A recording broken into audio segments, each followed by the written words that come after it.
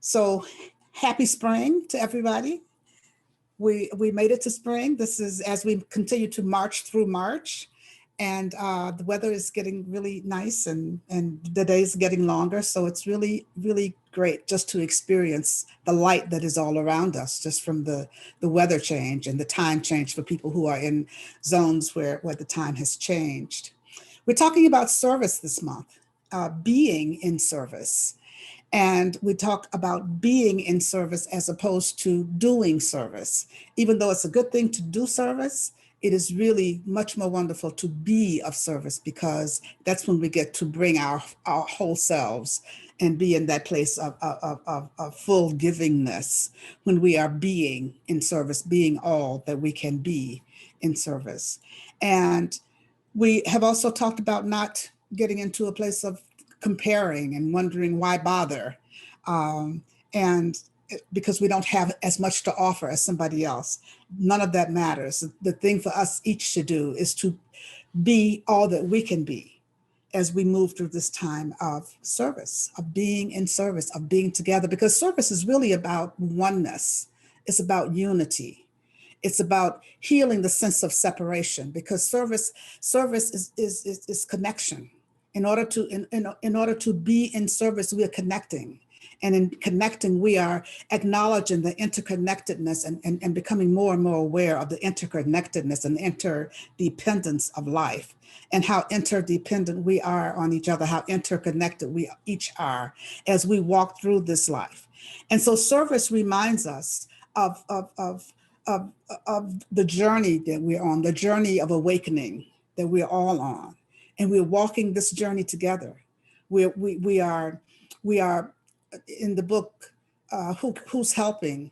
Or How Can I Help? I'm sorry. Ram Dass writes about walking each other home.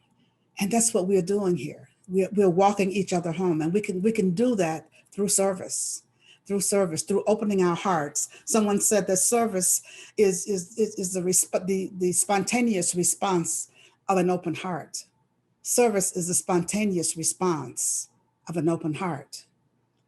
We have to have an open heart for service to be authentic. And so that's what I am inviting each of us to do today. Just continue to look at being service itself. And it's a lifestyle, as the reading says. It's a way of life. It's a way of being. And when we can be in that place of oneness and recognize that in service, we're not the doers. We are the vehicles through which the doer is working, through which the doer is operating. And as we recognize that, then we can be open and receptive to just allowing spirit to work through us, so that we are being in that place of connection. We are being in that place of oneness. We are being in that place of unity. We are being in that place of community. We are being in that place of true service, where we're actually living it. We're actually living it. And I talked the first week that I talked about service, I talked about the volunteers who were working at the site where I went to get the vaccine. And that just struck me so much, just the attitudes and the love that was shown, and the connection that was made with everyone I came in contact with as I was going through that line, driving through that line. And I've heard other people say the same thing, who have gone for the vaccines, that the people who have been serving as volunteers are so, the response is, they're so nice. Everybody's so nice. Everybody's so open. Everybody's so welcoming. Everybody's so loving. And it's sort of sad that we have to comment on things like that. It's sort of sad that it's not the rule. It's sort of sad that we think of people being really nice and really open and really warm and really connecting with us. It's sort of sad that we think of that as the exception rather than the rule. And I'm glad that we got to experience it anyway. And we can experience it even more when we decide to become service, to be service, because everything starts with us. Everything that we want starts with each one of us. And so I'm inviting you to just continue to just be service, to be open, and to allow your heart to be open, so that you can just walk the walk of service, because that's what we're talking about today, walking the walk of service, walking the walk of service, walking the walk of service, just being open and just allowing God to work in and through and as each one of us, allowing God to work in and through and as each one of us, according to our own individuality, according to our own uniqueness. And so as we do this, there are a couple of things I want to remind you to do. Well, actually three things. There are usually three things that I have to, and I always call them a couple, but it's usually three. But the first thing is be willing to dare to release who you think you are. Dare to release who you think you are. Dare to release who you think you are so that you can become all that you were created to be. Dare to release who you think you are, because who we think we are separates. Who we think we are is not is not in oneness. Who we think we are is different than who we really are. And so when we can dare to release who we think we are, because when who we think we are dictates what choices we make, how we live our lives, what decisions we make, because that's who we think we are. We think whoever it is we think we are is usually determined by the labels that we have given ourselves or that somebody else has given us. And so we act and we choose and we decide according to those labels. Who we think we are separates us because we get into that us and them mode when we are dealing with who we think we are. And so when we can release and let go of who we think we are, then we create a space for God to work so that we can live and become who we really are. And in that becoming, there always is change. There's that word again, change. In order to become all that we were created to be, there has to be change. Otherwise, we'd already be there if something didn't have to change. In order to become all that we were created to be, there has to be growth. And so these are, I'm reminded that these are visioning questions. How must I, in the question, what must I become? The sub question is, how must I change? How must I change? Where must I grow? So in order to become all that I was created to be, as I let go of who I think I am, in order to become all that I was created to be, how must I change? Where must I grow? And then taking a deep breath and then allowing that willingness to come forth, that willingness to change. Because, even though we know that changes that we need to make, we're not always willing to do that. We're not always willing to give up who we think we are because we've gotten so attached to what life looks like and being in control of thinking that we're in control anyway of our lives and the way we move forward. So just being willing to give up who we think we are so that we can be and become all that God wants to be in and through and as each one of us. Let's take a breath. As I'm talking about this, I'm reminded of the story of Jake Olson. And Jake Olson came to my attention when he was 16 years old. He was totally blind and he was a golfer. And he was a great golfer. And he had written a book entitled Open Your Eyes. And he said that he didn't need his eyesight in order to see, that God was his vision. And he was a champion golfer at 16, and he had been blind since he was a small child. And he went on to become a blind football player. He played for USC as some kind of snapper, and I'm chuckling because it sounds like I know what I'm talking about. He played football, and he did something with snapping the ball for USC, and he was the first and only blind football player. Imagine that, a blind football player, a blind golfer. If he had hung on to who he thought he was, then he could never have become the golfer. He could never have become the first and only blind football player. And he played for USC for a couple of years. Now he's a motivational speaker and he does all sorts of things. But how wonderful is that?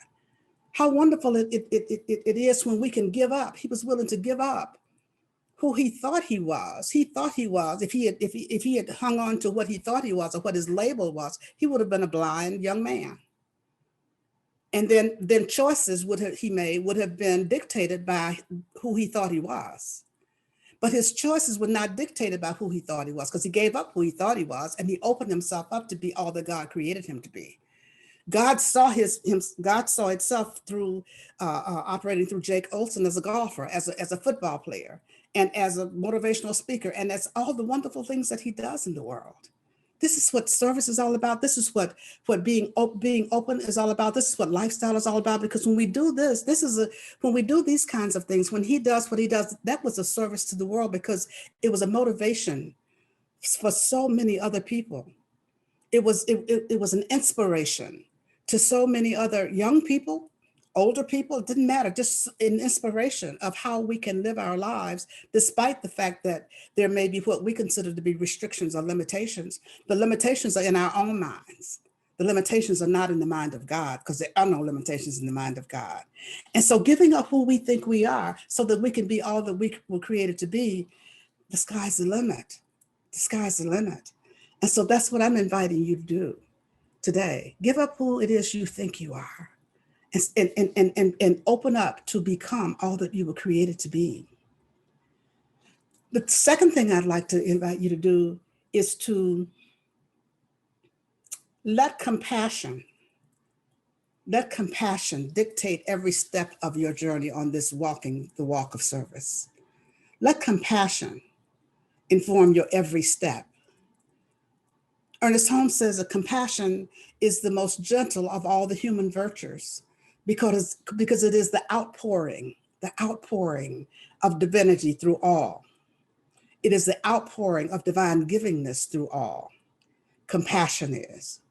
And so when we can let compassion be our guide, compassion be our motivator as we're moving forward, as we walk this walk of service, then we learn to listen more and to talk less sometimes. We learn to listen without opinion. We learn to listen without judgment. We learn to operate from a place of openness. We learn to operate from a place of non-resistance, let resistance just go, to fall by the wayside. When we can be compassionate, we can look at the world, look at life through someone else's eyes. We can hear things with someone else's ears. We listen with softer ears. We look with softer eyes. When we can allow compassion, to inform our every step, then the way that we interact with each other becomes a totally different situation. The way that we connect with each other. This is how we get to unity. This is how we get to oneness. When we allow compassion to be our guide on this walk, then we recognize that everybody's not like us, thank God. Everybody doesn't look like us. Everybody doesn't act like us. Everybody doesn't think like us. And we are all made in the image and likeness and out of God. We learn to listen. We learn to understand. We learn to find common ground. We learn to forgive. We learn to forgive mistakes. We learn to not be so harsh in our criticism, or not criticize at all. Imagine that. We learn to just allow each person to be all that they were created to be, just as we are allowing ourselves to be all that we were created to be. And so I'm inviting you today to just really allow compassion. See where there can be more compassion in your life. See how you can act more compassionately when you're driving. See how you can act more compassionately if you're in the store, or when you're at home, watching television, or doing whatever it is you do at home. How can you be more compassionate with yourself? Because we are included in all of this that I'm talking about in service. We are included. The way that we treat ourselves, the way that we act with ourselves, the way we think about ourselves, the way that our self-talk goes, all of that goes into how we walk this walk of service. Because when we are disserving ourselves, we cannot serve the world. When we're disserving ourselves, we cannot serve God. We cannot live in oneness when we are not in oneness with ourselves. And so it's important for us to really be gentle, as Ernest Holmes says. This most gentle virtue of human virtues is compassion. Let us start with self-compassion. Let us start with accepting yourself just as you are.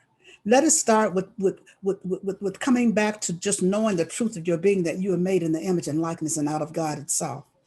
And that there is that within you that has never been hurt, harmed, or endangered in any way. And there's that within you that can never be hurt, harmed, or endangered in any way. There's that within you that is whole just as it is. And learning to love that, learning to accept that. And when we start to do that, we learn to accept others the same way. We learn to accept others the same way. And we find that others begin to accept us, but it's only because it starts with us. We've started to accept ourselves. We've started to accept ourselves in that way. That's what service is all about. And so as we're walking this walk of service, let's walk this walk of service with compassion. Let's walk this walk of service with compassion. With compassion. And there's a part of compassion, is love. Is love. It's love. I'm reminded the Dalai Lama says, if you want to be happy, practice compassion. If you want to make others happy, practice compassion. That's what compassion is all about. Just practicing compassion, being accepting, being loving, being open, allowing our hearts to be open and receptive as we move through this journey, as we walk this walk of service. As we walk this walk of service. And the third thing I want you to consider is be bold in your walk. Be bold in your walk of service. Be bold. Dare to be authentic. Dare to step out and walk this walk and live your life, even though when you step out, you have no idea where you're going. You have no idea how you're going to get there. You have no idea about any of that. But be bold, because we know that when we step out, there's always that divine intelligence that is ordering our steps. There's always that divine intelligence that is guiding us. There's always that divine intelligence that is protecting us, that is directing us. And when we can just be open and open-hearted and decide we're going to be bold with this, we're going to be bold with this service. We're going to be bold enough to live in oneness. Bold enough to live in oneness. It's not popular right now to be unified. It's not popular right now to be in oneness. It's not popular right now for us all to be in this thing together. The most popular thing that seems to be going now is divisiveness, is division. We don't want to be a part of that. Be bold enough to desire to live in oneness. Be bold enough to walk the walk of service, so that we are walking in oneness every step that we take. Be bold enough to be different from those people who may be relatives or friends or whoever of yours who are deciding to be divisive, who are deciding to be separate, who are deciding to be in those them and other camps, them and us camps. We can be bold and decide, no, I choose to walk the walk of oneness. I choose to walk the walk of service. I choose to walk the walk of connection. I choose to walk the walk of unity. I choose to allow myself to be a reflection of that divine presence that is everywhere present, and to allow it to express in and through and as my very life. That's boldness, particularly in today's world. And that doesn't mean that you have to flaunt it in somebody's face. It doesn't mean that anything except that you just be you. And you decide to be the best you can be. And when you decide to be the best you can be, then that spills over. That spills over to others. That spills over because your life becomes a reflection of that.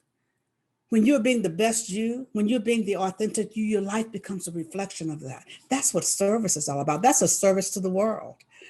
That's a service to the world, because you're giving from that place of that divine givingness. You're giving your all. You're giving your all to the whole. And you're allowing yourself to be that place and space through which the allness that is can express fully and completely. That takes boldness to do that. It takes boldness not to hold back. It takes boldness not to hold back. And so I encourage you to be bold. Be bold in living your life. Be bold in walking your walk. Be bold and because of the recognition that what we do affects everyone and everything. It has a ripple effect in life.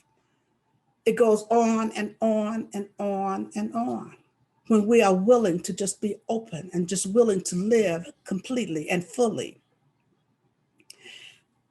I'm reminded of a poem by Donna Markova in a book by the same name, I Will Not Die an Unlived Life. I will not die an unlived life. And she says, I will not die an unlived life. I will not live in fear of falling or catching fire.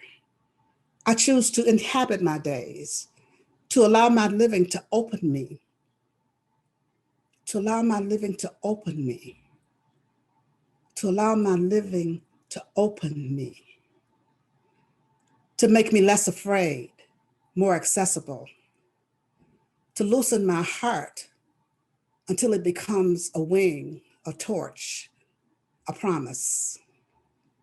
I choose to risk my significance. I choose to risk my significance. I choose to risk my significance. To live so that which came to me as seed goes to the next as blossom. And that which came to me as blossom goes on as flower. That's how we live this life together. By choosing to die and by choosing not to die an unlived life, by choosing to live a lived life, so that when we're no longer here, we would have lived a lived life. We will die a lived life. And I invite us all to be bold enough to do that. Be bold enough to walk forward. Be bold enough to choose to inhabit your days. Be bold enough to risk your significance. Be bold enough to let go of the fear, to allow your heart to be open, to allow yourself to be in service so that you can be in oneness. This is how we walk the walk of service. And this is what I'm inviting each of us to do today. Walk that walk of service. Walk it boldly, walk it lovingly, walk it compassionately, walk it wondrously, and allow yourself to be all that you were created to be. Let's take a breath as we turn within in this moment. Just turning within in this moment to that place of knowing that there's but one power, but one presence, but one life, but one mind, but one breath, but one activity. There's but one presence. That one I choose to call God, but by any other name, it is the source of our being. That one is my very life. That one is the life of each of us here this day. That one is that from which we can never be separate. That one lives and moves and has its being in me. That one lives and moves and has its being in each one of us.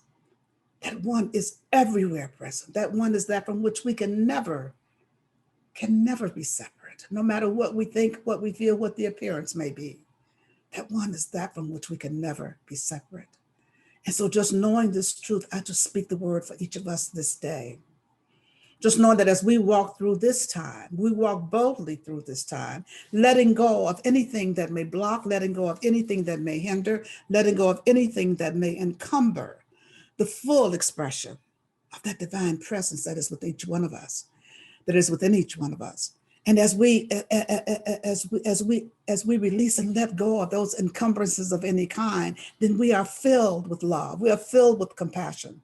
We are filled with peace. We are filled with harmony. We're filled with blessings. We are filled with all the qualities of God. All the qualities of God. All needs are met in each and every moment of each and every day. Because God is always showing up as whatever it is we may need at any moment, at any given time.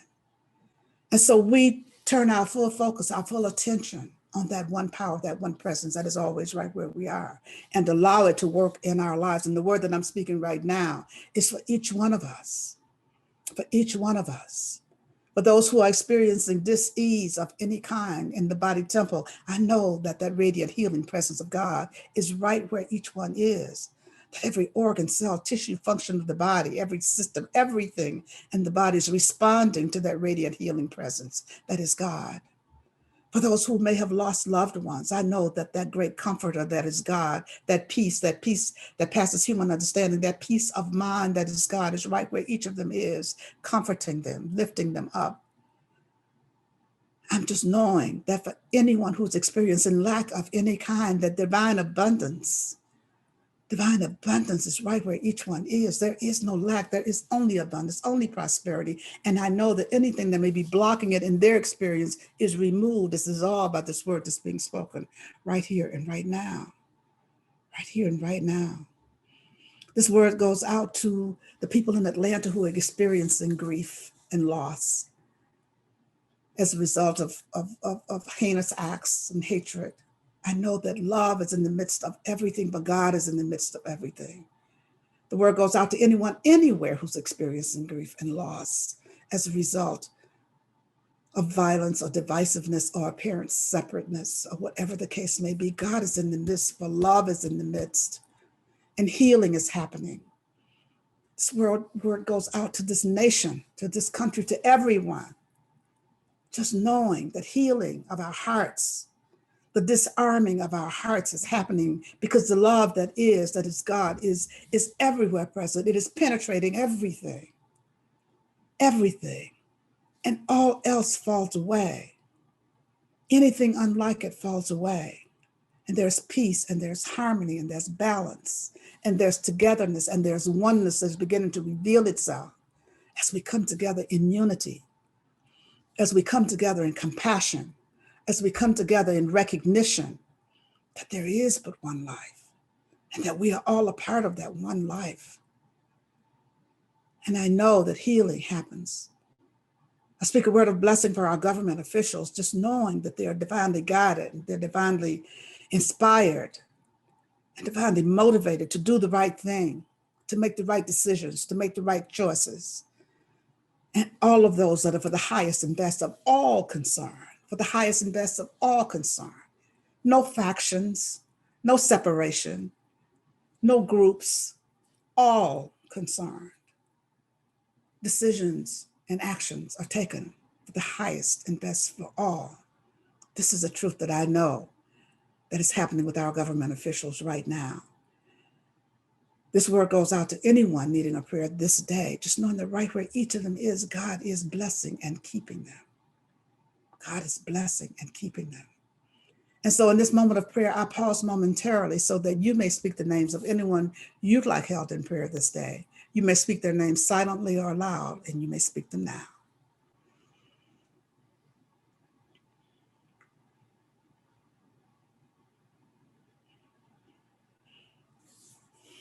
And so for all those whose names were spoken here this day, I know that right where each of them is, God is blessing and keeping them. That power and that presence of God is lifting them up, surrounding them, that light of God indwells them, surrounds them, that love of God, that peace of God is comforting broken hearts. I know that God is in the midst of everything. Situation, circumstance, event, God is in the midst of it. Whatever we may name it, God is everywhere present, and all is well. And so I simply say thank you, Father, Mother God, for the word spoken. Thank you for the perfect manifestation of this word that's spoken here this day. Thank you, God, for everything. And so it is.